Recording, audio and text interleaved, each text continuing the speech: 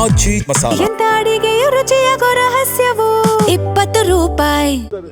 Sir ಈಗ ಸಣ್ಣ ಮೀನೇನೋ ದೊಡ್ಡ ಮೀನಿಗೆ ನುಂಗ್ಬಿಟ್ಟಿದೆ ಅಂತೆ. ಇದೇನಾದರೂ ವ್ಯವಸ್ಥಿತವಾಗಿ ಏನಾದರೂ ಬಿಡದಿ ಹೋರಾಟಕ್ಕೆ ಏನಾದರೂ ಡೈವರ್ಟ್ ಮಾಡೋಕ್ಕೆ ಈ ಥರ ಅಂತ ನಡೀತಾ ಇದೆ ಅಂತ. ನಾನು ಯಾರು ಈ ವಿಷಯದಲ್ಲಿ ಏನು ಬೇಕಾದರೂ ಟೀಕೆ ಮಾಡಲಿ, ಏನು ಬೇಕಾದರೂ ಸಂಶಯ ವ್ಯಕ್ತಪಡಿಸಲಿ. ರೈತರು ಬಿಡದಿನಲ್ಲಿ ಇವತ್ತೇನು ಒಂದು ರೈತ ಕುಟುಂಬದ ಹೆಣ್ಣು ಮಕ್ಕಳು ನಿರಂತರವಾಗಿ 500 ದಿನಗಳಾಗಿದೆ. ಅವರು ಇವತ್ತೇನು ಪ್ರತಿಭಟನೆ ಮಾಡ್ತಾ ಇದ್ದಾರೆ ಭೂಮಿ ಕೊಡಲ್ಲ ಅಂತೇಳಿ. ಆ ರೈತರು ನನ್ನ ಹತ್ರ ಬಂದು ನಮ್ಮ ಪರವಾಗಿ ಧ್ವನಿ ಎತ್ತಬೇಕು ಅಂತಕ್ಕಂಥದ್ದಕ್ಕೆ ನಮ್ಮನ್ನು ಕೇಳಿರೋದ್ರಿಂದ ನಾನಿವತ್ತು ಆ ರೈತರ ಪರವಾಗಿ ಧ್ವನಿ ಎತ್ತಿದ್ದೇನೆ. ಇದರಲ್ಲಿ ಯಾವುದೇ ರಾಜಕೀಯದ ಹಿನ್ನೆಲೆ ನಾವೇನೋ ಅಸೂಯೆಯಿಂದ ಮಾಡ್ತಿದ್ದೀವಿ ಅಂತಕ್ಕಂಥ ಪ್ರಶ್ನೆಯೂ ಇಲ್ಲ. ರಾಜ್ಯಪಾಲರು ಸಹ ಒಂದು ಪತ್ರ ಬರೆದಿದ್ದಾರೆ, ಮಾಧ್ಯಮದಲ್ಲಿ ಬರೆದಿದ್ದೀರಿ. ರಾಜ್ಯಪಾಲರು ಒಂದು ಸಲಹೆ ಕೊಟ್ಟಿದ್ದಾರೆ. ಈಗಾಗಲೇ ನೈಸ್ ಕಂಪ್ನಿ ಯಾವೊಂದು BMIC ಪ್ರಾಜೆಕ್ಟ್ನ ಹೆಸರಿನಲ್ಲಿ ಈಗಾಗಲೇ ಸಾವಿರಾರು ಎಕರೆ ಭೂಮಿಯನ್ನು ಲೂಟಿ ಮಾಡಿದ್ದಾರೆ. ಅಲ್ಲಿ ಅಭಿವೃದ್ಧಿ ಹೆಸರಿನಲ್ಲಿ ರೈತರಿಗೆ ಪರಿಹಾರ ಕೊಟ್ಟಿಲ್ಲ. ಕಳೆದ 20 ವರ್ಷದಿಂದ ಕೋರ್ಟ್ನ ತೀರ್ಪಿನಲ್ಲಿ ಹೇಳಿದ್ದಾರೆ ಪರಿಹಾರಗಳು ಕೊಟ್ಟಿಲ್ಲ ಅಂತೇಳಿ 20 ವರ್ಷದಿಂದ. ಇವತ್ತು ಆ ಹಿನ್ನೆಲೆಯಲ್ಲಿ ಗವರ್ನರು ಸಹ ರಾಜ್ಯದ ಗೌರವಾನ್ವಿತ ಗವರ್ನರು ಇದನ್ನು ಯಾತಕ್ಕೆ ನೀವು ನೈಸ್ನ ಒಂದು ಯೋಜನೆಯಲ್ಲಿ ಇರ್ತಕ್ಕಂಥ ಭೂಮಿ ಇವತ್ತೇನು ಹೆಚ್ಚುವರಿ ಕೊಟ್ಟಿದ್ದೀರಿ ಅದನ್ನು ವಾಪಸ್ ಪಡೆದು ಅಲ್ಲಿ ಬೇಕಾದ್ರೆ ಟೌನ್ಶಿಪ್ ಮಾಡಲಿಕ್ಕೆ ಸಾಧ್ಯವಿಲ್ಲ ನೋಡಿ ಅಂತಕ್ಕಂಥ ಸಲಹೆಯನ್ನು ಕೊಟ್ಟಿದ್ದಾರೆ.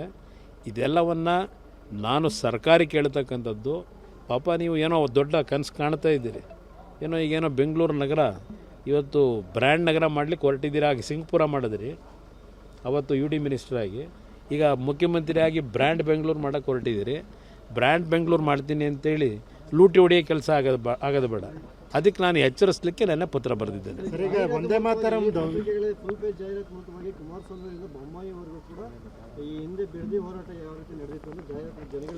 ಏನು ಜನಗಳಿಗೇನು ಮಾಹಿತಿ ಕೊಡಿ. ಬಿಡದಿ ಪ್ರಾಜೆಕ್ಟ್ ಬಗ್ಗೆ ಅದು ಏನೇನು ಮಾಹಿತಿ ಇನ್ನೂ 10 ಪೇಜ್ ಕೊಟ್ಟುಕೊಳ್ಳಿ ಜಾಹೀರಾತನ್ನ. ಅಲ್ಲಿ ಜನ ಏನು ಹೇಳ್ತಾ ಇದ್ದಾರೆ, ರೈತರು ಏನು ಹೇಳ್ತಾ ಇದ್ದಾರೆ, ರೈತರ ಮಕ್ಕಳು ಹೆಣ್ಣು ಮಕ್ಕಳು ಏನು ಹೇಳ್ತಾ ಇದ್ದಾರೆ, ನಾವು ಭೂಮಿ ಕೊಡಲ್ಲ ಅಂತ ಹೇಳ್ತಾ ಇದ್ದಾರೆ. ಯಾತಕ್ಕೆ ದಬ್ಬಾಳಿಕೆ ಮಾಡಿ ಕೆಲವು ರೌಡಿ ಎಲಿಮೆಂಟ್ಸ್ನ ಬಿಟ್ಟು ಹೆದರಿಸಿ ನಿಮ್ಮ ಗ್ರ್ಯಾಂಟ್ ಆಗಿರ್ತಕ್ಕಂಥ ಭೂಮಿ ಸರ್ಕಾರ ನಾವು ವಾಪಸ್ ತಗೊಂಡ್ಬಿಡ್ತೀವಿ ನೀವು ಕೊಡದೇ ಇದ್ದರೆ, ಈ ರೀತಿ ಎಲ್ಲ ದಬ್ಬಾಳಿಕೆ ಮಾಡಿ ಏನು ಸಾಧನೆ ಮಾಡೋಕ್ಕೆ ಹೊರಟಿದ್ದೀರಿ? ಏನಕ್ಕದು ಇವತ್ತು ಪ್ರಾಜೆಕ್ಟ್ ಬೇಕಾಗಿದೆ ನಿಮಗೆ? ಬೇರೆ ಕಡೆ ಜಾಗ ಇಲ್ವಾ? ಆ ರೈತರ ನೀವೇ ಹೇಳಿದ್ದೀರಿ ಸತ್ಯಶೋಧನಾ ಸಮಿತಿದು ಇಟ್ಬಿಡಿ, ನಮ್ಮದು ಇದೆಯಲ್ಲ ತೀರ್ಮಾನ ಮಾಡಿರೋದು ಅದನ್ನೂ ಇಡೀ ಜನಗಳ ಮುಂದೆ ನಾವೇನೇನು ಮಾಡಿದ್ದೀವಿ ಅಂತೇಳಿ. ಅದ್ರ ಜೊತೆಗೆ ಕಾಗೋಡು ತಿಮ್ಮಪ್ಪನವ್ರ ಅಧ್ಯಕ್ಷತೆಯಲ್ಲಿ ನೀವು ಮೆಂಬರ್ ಅಲ್ವೇ ಮುಖ್ಯಮಂತ್ರಿಗಳು? ಆ ಸತ್ಯಶೋಧನಾ ಸಮಿತಿ ರಿಪೋರ್ಟ್ ಕೊಟ್ಟಿದ್ದಾರಲ್ಲ ಬಿಡದಿ ಭಾಗದ ಅವತ್ತಿನ ಚಿತ್ರಣ ಏನಿತ್ತು ಅಂತ ಹೇಳಿ, ಅಲ್ಲಿ ಯಾವುದೇ ಕಾರಣಕ್ಕೂ ಟೌನ್ಶಿಪ್ ಬರಬಾರ್ದು ಅಂತೇಳಿ ರೆಕಮೆಂಡ್ ಮಾಡಿದ್ದೀರಲ್ಲಪ್ಪ, ಅದನ್ನು ಜಾಹೀರಾತು ಕೊಡಿ. ಸ್ವಲ್ಪ ನಮಗೆ ಖರ್ಚು ಉಳಿಸಿ ಹೋಗಲಿ ಆ ಜಾಹೀರಾತು ಕೊಡೋದನ್ನ.